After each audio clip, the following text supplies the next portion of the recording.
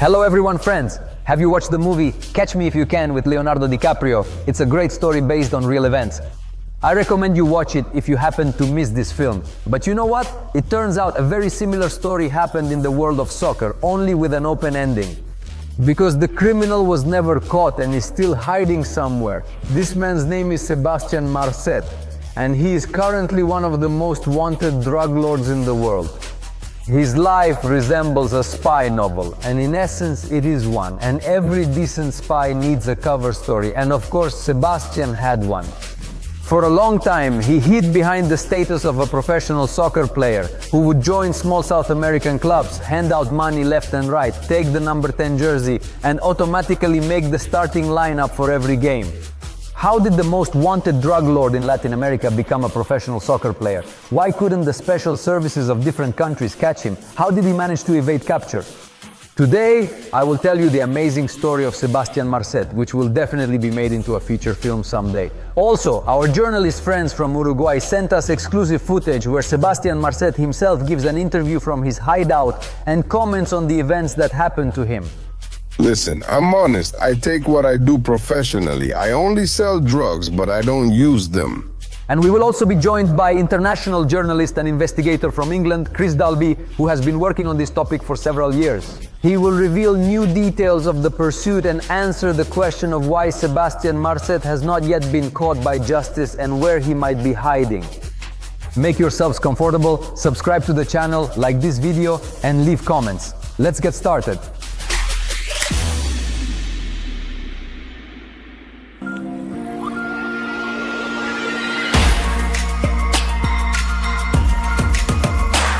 On one of the February days in 2021, a group of serious-looking people in plain clothes arrived at the Silvio Pettirossi International Airport in the Paraguayan capital, Asunción. In the office of the head of border control at the airport, they presented identification as agents of the Special Criminal Police Service of Paraguay. They explained that they were conducting a special operation and needed the biometric data of a person who, according to their information, would be among the passengers of the Asunción-Montevideo flight. The details of the operation were not disclosed to the head of border control. They simply said, "We will point out the person to you, and when he passes passport control, send us all his data." There was no need to detain him or show any heightened interest at the control point. The agents dispersed throughout the airport hall, paying special attention to the registration area. They had no photographs or sketches, only a very sparse description. A young man about 30 years old, slender, of average height.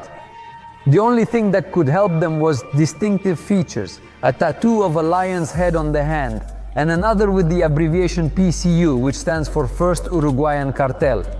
Disguised as regular police officers, the agents stopped men who fit the description under the pretext of a standard document check. But in reality, they were inspecting hands for tattoos. And lo and behold, one of the stopped men had those very distinctive features from the description. At passport control, he presented documents in the name of a Bolivian citizen, Gabriel de Souza Belmer, and his biometric data was immediately transmitted to the secret police agents. The fingerprints were checked against databases, and it was discovered that they actually belonged to a 29-year-old Uruguayan named Sebastian Marcet, who until 2018 had served a 5-year sentence for drug smuggling. Until now, he had not come to the attention of the task force, composed of the best investigators from Paraguay's anti-drug department and FBI agents recommended to them. Their task was to identify and catch the elusive criminal who called himself Rey del Sur, which translates to King of the South, who had created a new major cocaine supply route to Europe. Well, while the agents were studying Marcet's criminal dossier obtained from colleagues in Uruguay, one of the group members decided to simply Google his name. The results of a simple search shocked the detectives. The man they had deployed their best forces to find was a soccer player for Deportivo Capiatá, a club in the second Paraguayan division. The irony was also that the Deportivo stadium was literally a few blocks away from the building where the search operation headquarters was set up. Fearing information leaks, the agents decided to work as autonomously as possible, renting an office and posing as clerks of a law firm. And the man they had been searching for the past few months was literally driving past their headquarters every day.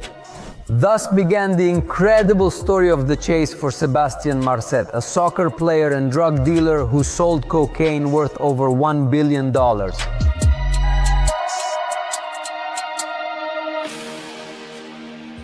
So who is Sebastian Marcet? He was born in 1991 in Piedras Blancas, a northeastern suburb of Montevideo. And although the Uruguayan capital has a reputation as a fairly safe city by South American standards, the impoverished Piedras Blancas always had its share of crime and street violence.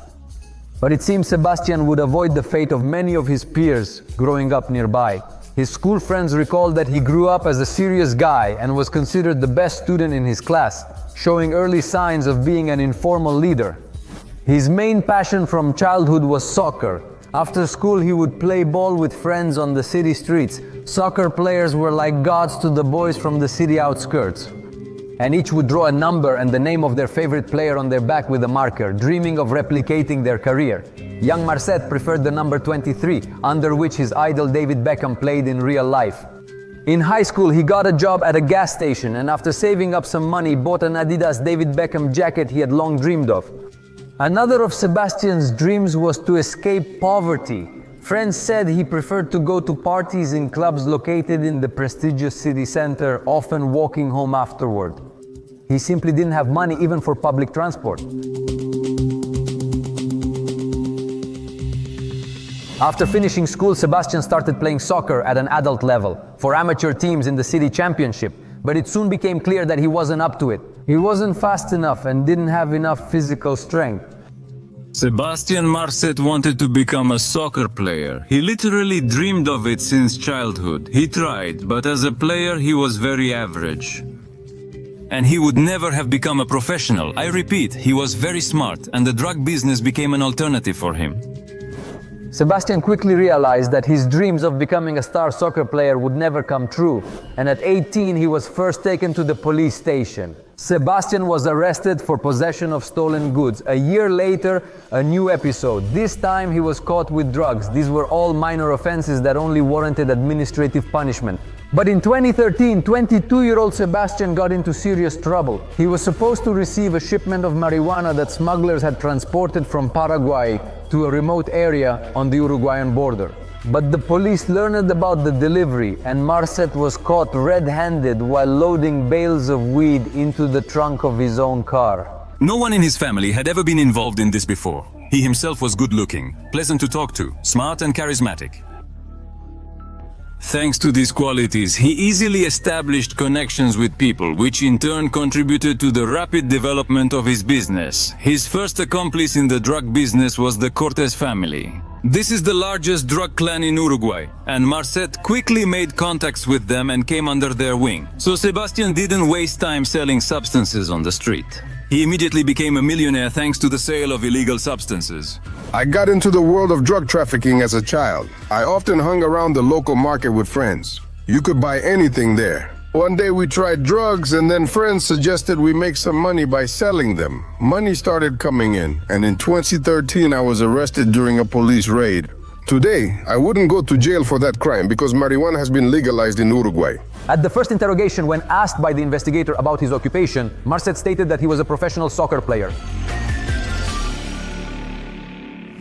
Sebastian was sentenced to 5 years in prison and sent to the largest prison in Asunción, Libertad, where he was placed in a block for those convicted of drug-related offenses. In prison, he didn't waste time. He got a job as a cleaner, which allowed him to visit all the cells in the block with a bucket and mop. According to the police, he then made many contacts among convicted drug dealers, including from the influential Brazilian gang Primeiro Comando da Capital. This helped him in 2013 when he ended up behind bars. There he teamed up with Brazilian colleagues from the PCC clan. This is the most powerful drug network in Brazil, and it controls most of the Uruguayan market. So Marcet didn't think about reforming or getting on the right path. In prison, he came up with ways to further enhance his business by communicating with Brazilians and learning from their experience.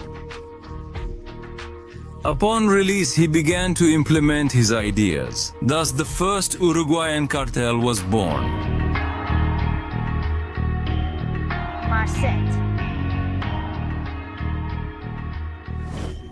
He was released in 2018, having served his sentence from start to finish. And when he was freed, he already had a plan in mind.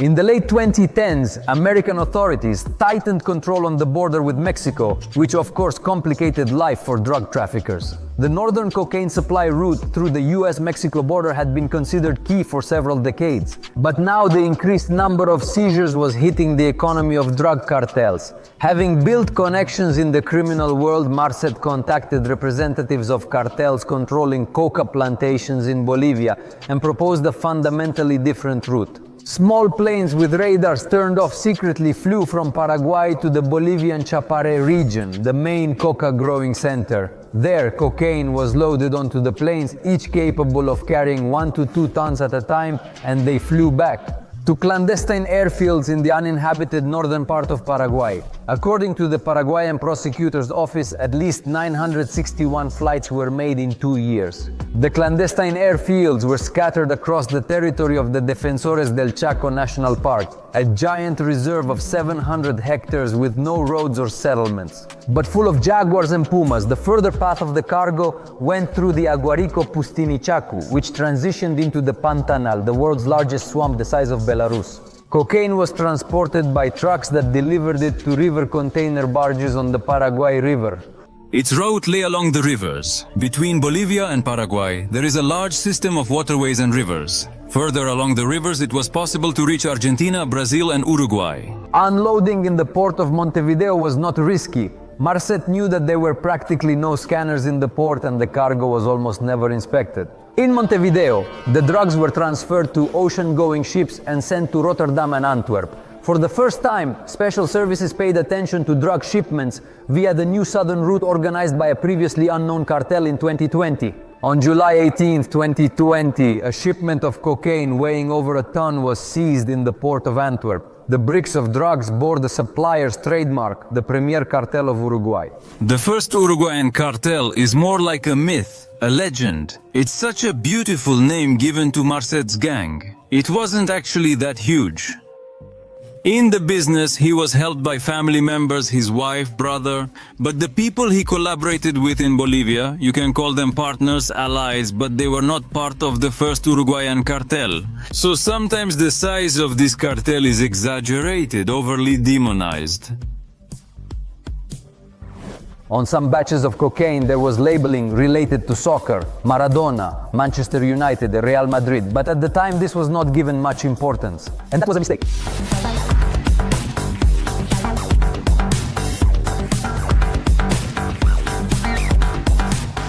Over the years of working against cartels, Paraguayan police developed a network of informants, from whom they learned that a new powerful organization had indeed emerged, launching a unique and previously unused transportation route. To track the activities of the new cartel, US Special Services were involved. Phone tapping was organized for dozens of people associated with the first Uruguayan cartel. Soon, the police had a rough understanding of the entire drug trafficking scheme, but the identity of the boss behind the entire organization remained a mystery. Police informants did not know him personally, and his name never appeared in phone taps. Cartel members referred to him among themselves simply as the main boss. Intercepted messages made it clear that the main boss not only controlled drug trafficking but also ordered the killing of those he considered traitors. It took the combined international group of narcotics police a whole year to identify the boss of the first Uruguayan cartel, and perhaps the search would have taken longer if not for the tip about the passenger on the Asunción-Montevideo flight I mentioned at the very beginning. Now that Deportivo Capiata soccer player Sebastian Marcet was identified as the cartel leader nicknamed King of the South, the police were in no hurry to arrest him. Well, first of all, they wanted to gather more convincing evidence of his involvement in drug trafficking, and secondly, they aimed to document his connections and contacts. For this, continuous surveillance was established on Marcet. This was not difficult at all, as Marcet was not hiding from anyone. He regularly arrived at Deportivo's training and games in his luxurious Lamborghini, which of course stood out against the modest cars of other players in the club's parking lot. Here's what the Deportivo Capiata stadium guard told Washington Post journalists. I remember when he first arrived at the stadium in that car, I asked him if he wasn't worried about such a beauty, given the road here is badly damaged, full of potholes. And he just looked at me and said, "Don't worry, I have 4 of these."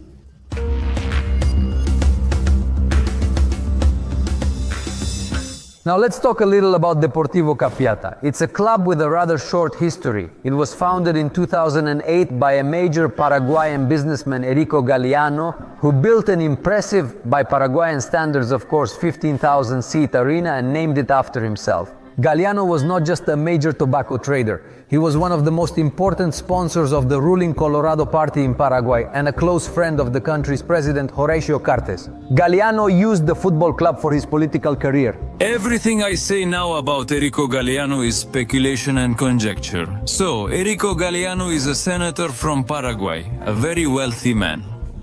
He was the president of the Deportivo Capiata club. It is believed that Galliano was one of the Paraguayan politicians who covered up Marset's business and even laundered money for him. Galliano ensured the security of drug supply channels, protected purchase and sale deals, and laundered money through the football club. Of course, for his percentage.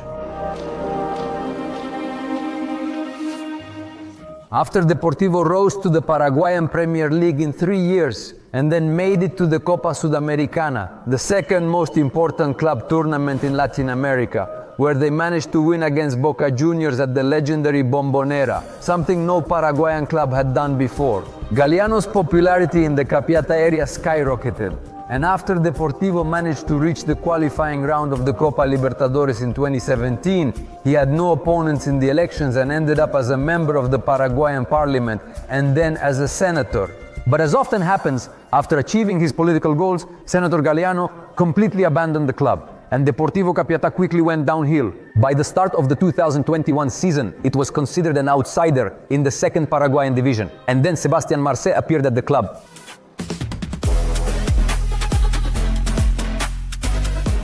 Formally, he was just a player, but de facto he was the playing owner of the team. He bought new comfortable furniture and massage equipment for the locker room, hung a huge new TV in the relaxation room, organized the delivery of the best food, and most importantly, introduced a bonus system. For each victory, he paid each player several $1,000s. Imagine, for footballers who previously played for a salary of a few $100s a month, this was colossal money. They didn't ask their generous teammate about the origin of the money. The luckiest was forward Victor Aquino. For agreeing to give up his number 10 jersey to the newcomer, Marset paid him $10,000. The only one at Deportivo who wasn't happy with the newcomer was the team's coach, Jorge Núñez. By the way, a former defender of the Paraguayan national team. He said at the time, "I was hired to deliver results." And this guy was frankly not up to par. When I saw him in training, I constantly asked myself, who is this guy anyway? Several times I tried to leave him on the bench, but each time the players surrounded me and said that Marset needed to be in the starting lineup, otherwise they would be left without bonuses.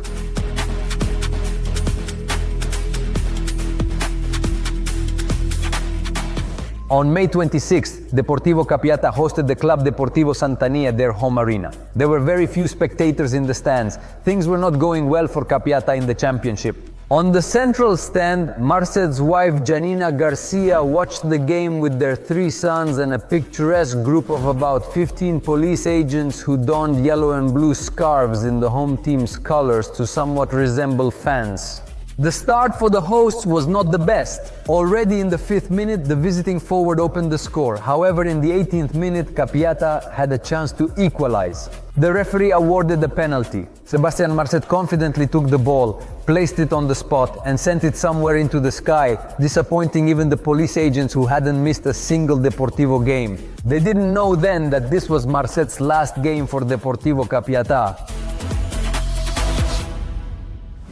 The surveillance on Marset, which had been ongoing for 3 months by then, revealed a lot about his lifestyle and business. Marset didn't just drive around Asunción in a Lamborghini. He was a regular at fashionable parties with celebrities. He also opened many fictitious companies, from a non-existent luxury car dealership to a music production center that didn't actually produce anything. Marset had many companies, such as those selling cars or auto parts, which were sponsors of Deportivo. The companies themselves didn't exist, only on paper. The corresponding sponsorship deals were also fictitious. Another way of laundering money was through inflated salaries for footballers. You could notice how the earnings of certain Deportivo players suddenly skyrocketed at a certain point. This difference didn't go into the pockets of these athletes. It was the very money that Marset was laundering.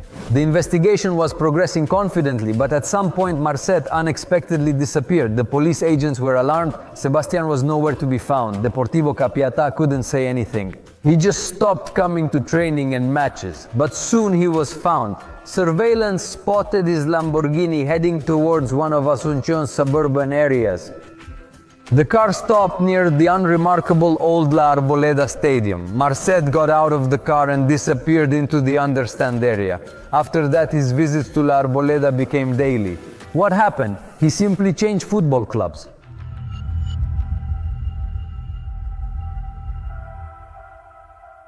Marset's new club was Rubio Nu. Like Deportivo Capiatà, it was also a capital club from the second division, but with a significantly richer history. Rubio Nu was founded back in 1913 and spent 26 seasons in the Primera. However, it never aimed for titles. Its best achievement was 6th place. By the time Marset appeared, things were not going well for Rubio Nu. In 2018, photos of the club's president Antonio González in bed with player Bernardo Caballero were leaked online. A big scandal erupted. González was forced to come out and reveal that he was in a relationship with a player from his team. However, he soon ended up in jail. Several footballers testified that the way to the starting lineup of Rubio Nu was through the president's bed. In mid-2021, González managed to fend off all charges in court. He was released, but his reputation was destroyed. For the first time, Sebastian Marcet didn't take the field and didn't even participate in training. He focused on transfers and other football-related business. Firstly, he sold several Rubio Nu players to Deportivo Capiatà. The transfer amount was not public, nor was the agent's commission, which, by the way, was handled by Sebastian's younger brother, Diego Marcet. Investigators believe that the amounts paid for the players were tens of times their market value. To replace the departed players, Marset recruited 3 veterans aged 35 plus to Rubio Nu, the most famous of whom was 35-year-old goalkeeper Victor Centurion, whose peak was in the early 2010s when he played in 3 friendly matches for the Paraguayan national team. Simultaneously, money was being pumped into Rubio Nu, which was formalized as sponsorship contracts between the club and phantom companies, established of course by Sebastian Marcet. This is how he laundered money earned from cocaine. Marcet's activities at Rubio Nu were monitored by agents of Paraguayan and American special services. They didn't interfere, preparing a large-scale operation against the drug dealer and his underground narco-football empire. Soon, an operation code-named A Ultranza, which translates to "at any cost," was ready. Ultranza, at that time, became the largest operation against drug trafficking and money laundering in Paraguay. The investigation uncovered shell companies I mentioned earlier.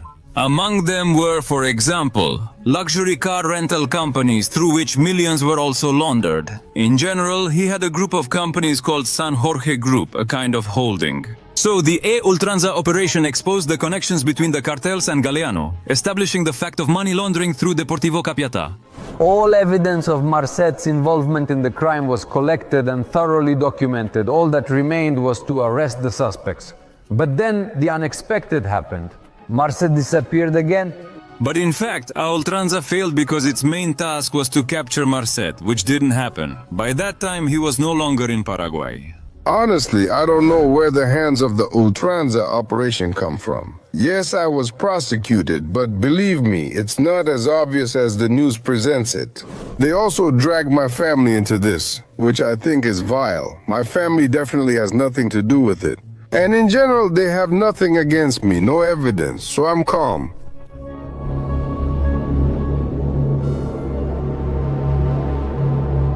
The bosses of the Paraguayan police and their American colleagues were furious. The main target of their operation, the largest drug dealer in South America, slipped right under their noses. Where to look for him was completely unclear, but in early September, despair turned into joyful excitement. Marset was found in a Dubai prison, where he ended up completely by accident. A few days before, Sebastian flew to Europe with a fake Paraguayan passport. His documents didn't raise any questions at passport control in Asunción. However, the flight he took was delayed, and he missed his next plane during a layover in Dubai. He decided to stay there for a couple of days, but when he went through control again at the Dubai airport, border officers determined that his document was a fake. Marcet was detained, sent to prison for the duration of the investigation, and the Paraguayan consulate in the United Arab Emirates was informed. Diplomats who arrived at the prison to see their compatriot quickly found out that they were dealing with Uruguayan citizen Sebastian Marcet. We know that Dubai is a magnet for many drug dealers from South America. The Emirati authorities are not particularly keen on prosecuting drug lords. Only if there is a direct request for arrest from Interpol. There are photos of Marset in Dubai. There, he bought real estate worth millions of dollars, but he entered the Emirates and traveled in general with a fake Uruguayan passport issued in someone else's name. And then the unimaginable happened. The problem was that there were no official documents on the basis of which the Dubai authorities could extradite Marset to the special services from Latin America, as the operation against him was prepared under strict secrecy. Marcet was not on the wanted list, nor was he in the databases of Interpol or other international police organizations. It was decided that the Uruguayans would take Marcet from prison. Well, after all, he is their citizen, but all the evidence of his involvement in drug trafficking was with the Paraguayan police. According to the regulations provided for such cases, they had to inform the Paraguayan Ministry of Foreign Affairs. It was supposed to pass all the information to the Uruguayan diplomats, including the consular service in Dubai. And they, after notifying the Emirati authorities, were supposed to wait for an arrest warrant issued by a Uruguayan court. Such a complex and convoluted scheme gave Marcet the necessary time. While the officials of the two countries' departments were trying to figure out who was responsible for what, Marcet hired a team of experienced lawyers led by Alejandro Balbi, a well-known Uruguayan lawyer and president of the famous football club Nacional from Montevideo. Through them, he submitted a standard request to the Uruguayan consulate in Dubai for a new passport to replace the lost one, as if it were a tourist who had lost documents abroad. Within a month, his documents were processed, and the passport was delivered to him right in prison. A couple of months later, after paying a fine for using a fake document, he was released and again disappeared in an unknown direction.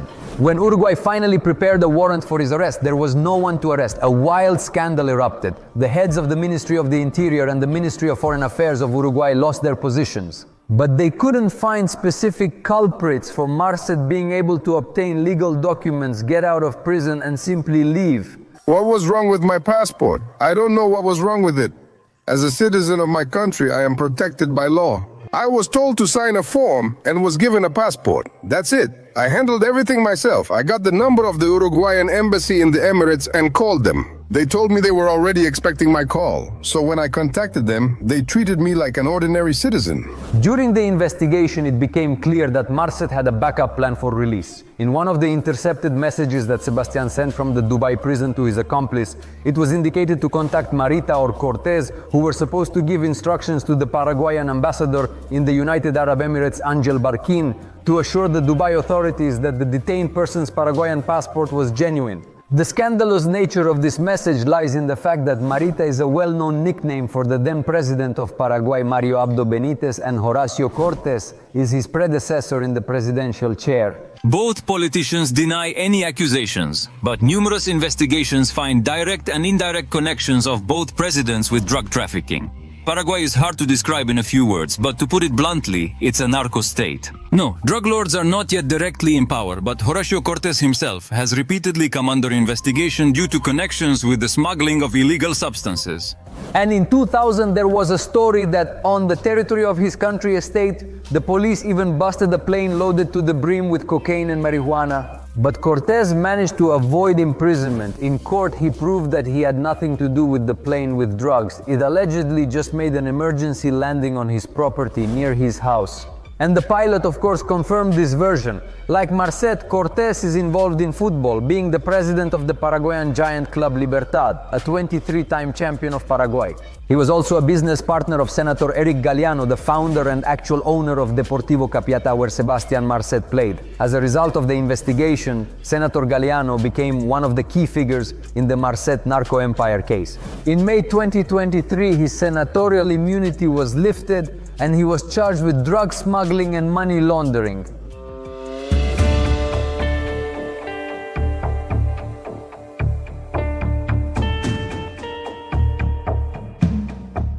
Among other things, it was revealed that some of the planes Marcet used to transport cocaine from Bolivia to Paraguay belonged personally to Galeano.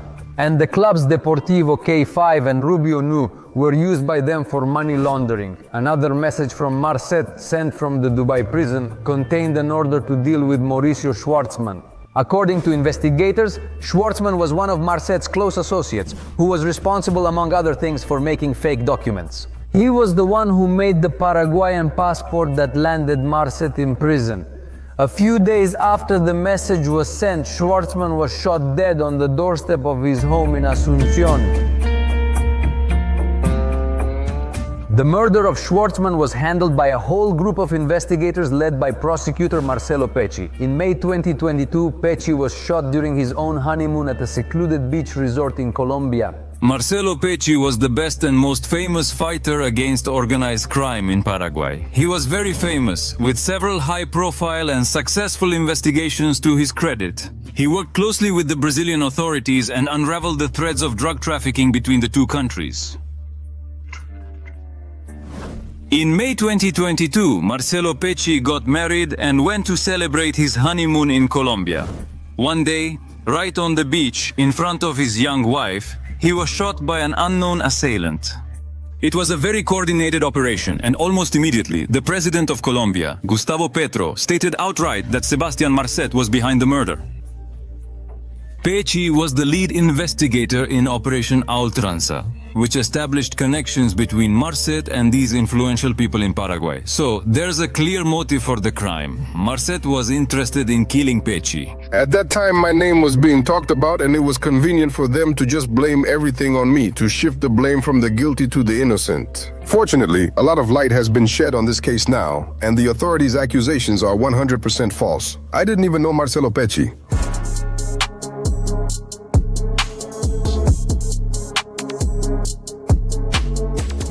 The flight that Marcet was not allowed to board due to a fake passport was supposed to go from Dubai to Athens, but investigators had no idea what he was planning to do in Greece. One of the members of the investigative team, recalling the drug dealer's interest in soccer, suggested looking into Greek football, and they immediately found the lost trail. A few days before Marcet's arrest in Dubai, the Tricala club from the second Greek division signed contracts with 4 Paraguayans at once. 3 of them had previously played for Rubio Ñu and Deportivo Capiatá. See the connection? Tricala is a modest Greek club whose best years were in the late 60s, when it spent several seasons in the top division. In the 21st century, things were not going well for Tricala. In 2011, the club was stripped of its professional status due to financial fraud and match fixing, and was relegated to the amateur league. After that, the former owner of Tricala was forced to sell the club. The next owner managed to lift the club out of the amateur mire, but in 2017 he was arrested after a bag with 20 kilograms of cocaine was found in his warehouse. Shortly before the Paraguayans' arrival, Tricala invited Australian David Magron to the position of coach. Magron was known for heading Tottenham's scouting service under Andre Villas-Boas and Tim Sherwood, and bringing young Christian Eriksen to London. The Australian stayed in Greece for exactly 10 days before simply fleeing. What I saw had nothing to do with professional football, he later told Australian media. It was the real Wild West, and I'm not exaggerating. It's a rather shady club with a long trail of corruption scandals, and its management is closely associated with the mafia. By the way, the president of Tricala was shot and burned in his own car this year.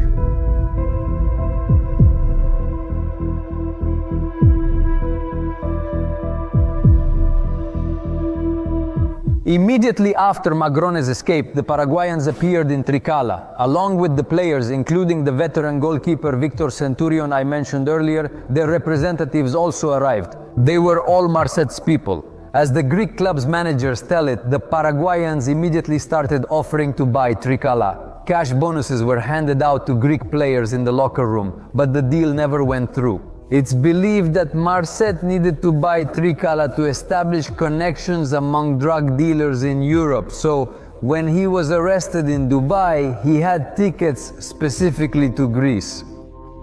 Right after his arrest, the players and coach disappeared literally overnight. And I'm not exaggerating, they just vanished in Greece on Christmas Eve. And the whole operation to buy the club was immediately shut down. The Paraguayan football squad played 7 matches in the Greek championship and disappeared as suddenly as they had appeared. Returning home, the players said their employer paid each of them a compensation of $200,000. On February 22, 2022, the Paraguayan police finally made arrests as part of their special operation. They failed to capture Marset, but 24 of his alleged accomplices were arrested, and 9 planes, 3 yachts, 13 tractors, totaling assets of $100 million were seized. 2 weeks later, Sebastian Marcet was officially declared wanted. An arrest warrant was issued by Interpol. After all these events, the police completely lost track of Marcet, but in August 2022, he resurfaced himself. He sent video messages recorded on a South African SIM card.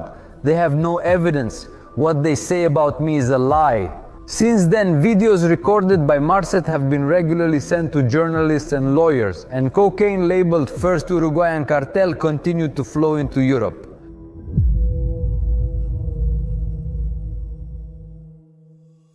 At the beginning of 2023, a newcomer arrived at the training of the Bolivian 2nd Division club Leones del Torno. He was introduced as Luis Amarim, a 32-year-old attacking midfielder from Brazil. In the club, he took the number 23 in honor of David Beckham. That's how he explained it to his teammates. Amarim made a strong impression on his partners, but not with his level of play. This Brazilian couldn't boast about that, but with his off-field capabilities. He arrived at training in expensive SUVs and dressed very stylishly. His teammates had no idea that the flashy Brazilian was actually the owner of their team for a couple of months, and that his real name was Sebastian Marcet. Marcet appeared in the Bolivian city of Santa Cruz de la Sierra, the financial center of Bolivia, at the end of 2022 and immediately began active operations. He bought a mansion in the city center, made acquaintances among the local elite, sponsored the traditional carnival, and organized a friendly soccer match with the city's leading businessmen. At the same time, he bought a small football club, Leones del Torno, from the suburbs and moved it to Santa Cruz.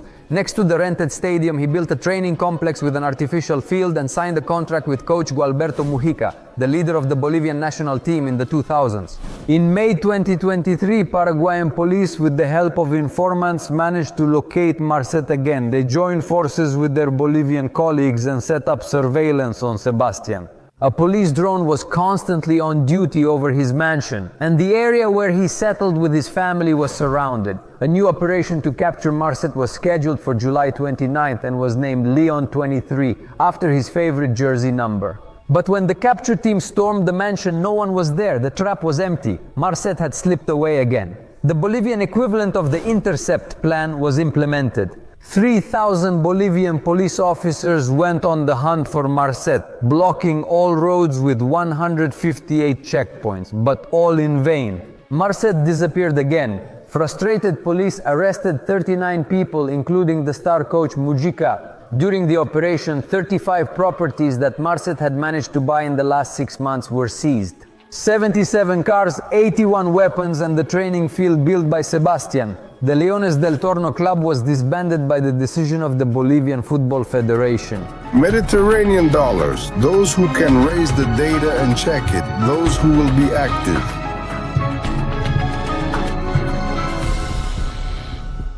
Marcet made himself known a few days later. He recorded another video and sent it to popular Bolivian blogger Jessica Echeverria.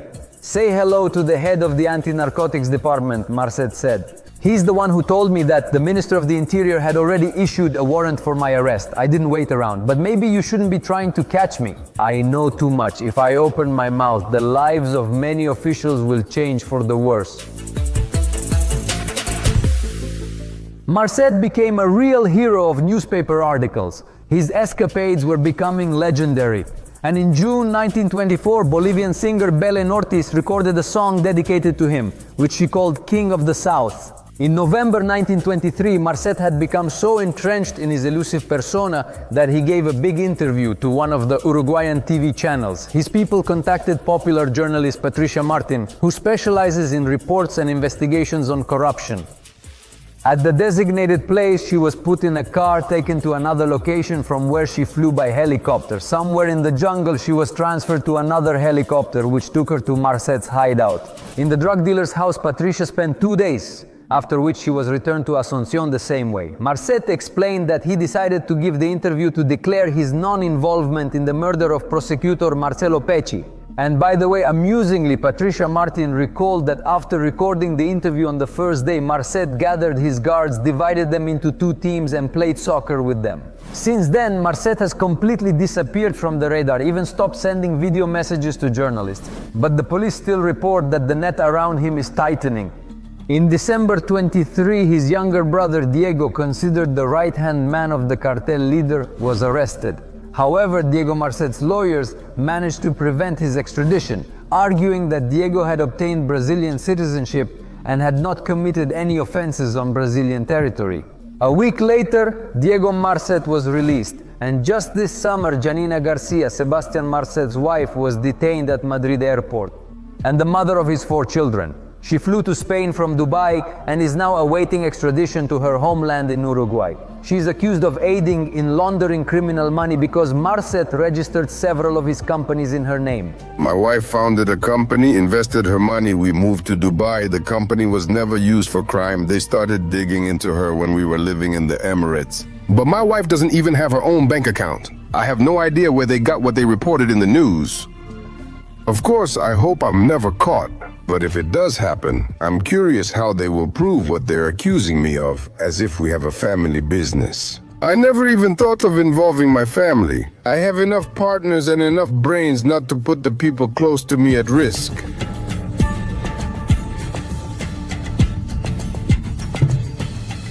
The police admit that capturing Sebastian Marcet is complicated because, unlike many other drug lords of the past, he has no ties to specific properties. He doesn't have his own coca plantations, he doesn't have underground labs, he doesn't maintain a huge army to protect his business and has no political ambitions.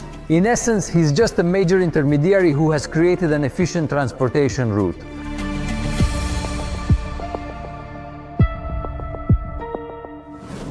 In the criminal world, luck isn't endless. Usually, if you've been caught once and almost caught again, chances are you'll be found. And next time, today is hard for me to trust people. Very hard. Listen, I'm honest, I take what I do professionally. I only sell drugs, but I don't use them. I'm not a gambler either. I don't even particularly like alcohol. I'm attached to my family. I love home comforts and all that.